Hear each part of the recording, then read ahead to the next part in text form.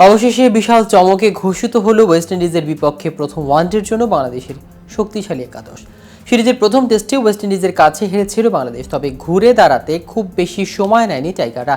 সিরিজের দ্বিতীয় ও শেষ টেস্টে স্বাগতিকদের হারিয়ে সমতায় সিরিজ শেষ করে মেহেদী হাসান মিরাজের দল।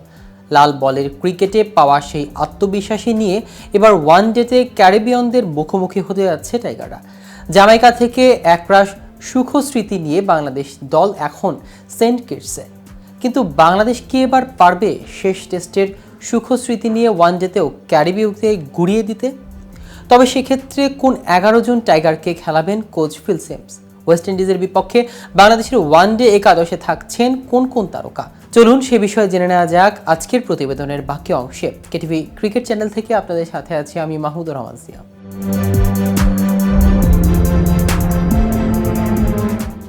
6 বছর আগে সেন্ট কিটসে খেলার অভিজ্ঞতা হয়েছিল বাংলাদেশের। এটি বাংলাদেশের পরমন্ত ভেন্যু। ক্যারিবীয়দের বিপক্ষে 3 ওয়ানডে খেলে দুটিতেই জয় পেয়েছে তারা।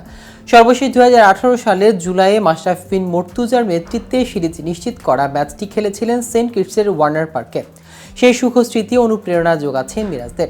যদিও ওয়েস্ট ইন্ডিজের বিপক্ষে বাংলাদেশের সাম্প্রতিক পরিসংখ্যান স্বস্তিদায়ক নয়।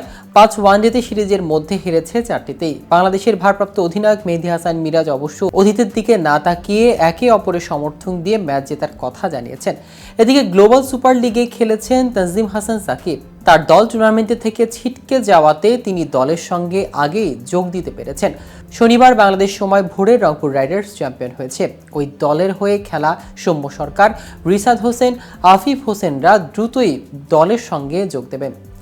এই গ্লোবাল সুপার লিগে খেলার অভিজ্ঞতা কাজে লাগাবে বলে মনে করেন জুনিয়র সাকিব। তিনি বলেছেন, ফ্র্যাঞ্চাইজি লিগে খেলার অভিজ্ঞতা দারুণ ছিল।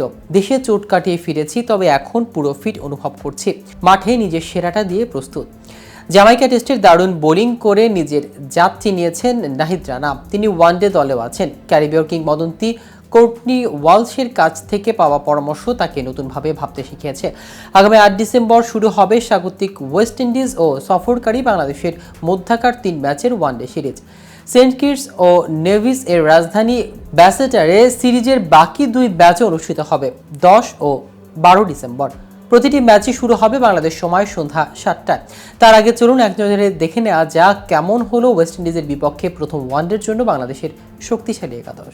তালিকায় 1 নম্বরে আছেন লিটন কুমার দাস, 2 নম্বরে আছেন তানজিদ হাসান তামিম, 3 নম্বরে আছেন সৌম্য সরকার, 4 নম্বরে আছেন পারভেজ হোসেন ইমন, 5 নম্বরে আছেন মাহমুদুল্লাহ রিয়াদ, 6 নম্বরে আছেন জাকের আলী অনিক, 7 নম্বরে আছেন আফিফ হোসেন ধ্রুব, 8 নম্বরে আছেন অধিনায়ক মেহেদী হাসান মিরাজ, 9 নম্বরে আছেন রিশাদ হোসেন, 10 নম্বরে আছেন তাসকিন আহমেদ এবং সর্বশেষ 11 নম্বরে আছেন নাহিদ রানা। তো ভিউয়ার্স, ভিডিওটি সম্পর্কে আপনাদের কোনো মতামত থাকলে আমাদের কমেন্ট করে জানাতে পারেন।